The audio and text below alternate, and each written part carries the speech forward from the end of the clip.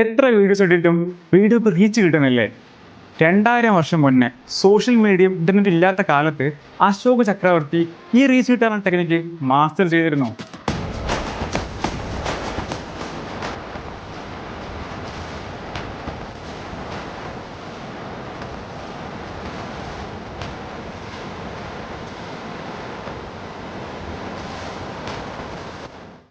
അശോകയുടെ public broadcast ആയിരുന്നു ഈ stone pillar.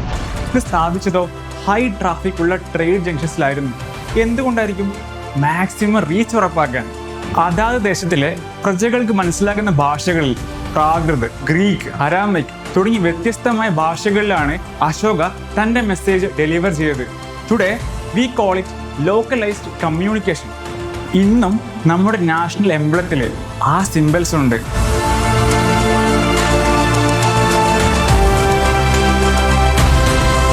യുദ്ധത്തെക്കാൾ രാഷ്ട്രത്തെ ഒന്നിപ്പിക്കാൻ മൂല്യങ്ങളാണ് ആവശ്യമെന്ന് അശോക് നമ്മെ പഠിപ്പിച്ചു തന്നു. ചരിത്രത്തെ ഓഫീസർ പെർസ്പെക്റ്റീവിൽ തിരിച്ചറിയാൻ follow island IAS ignite knowledge hub.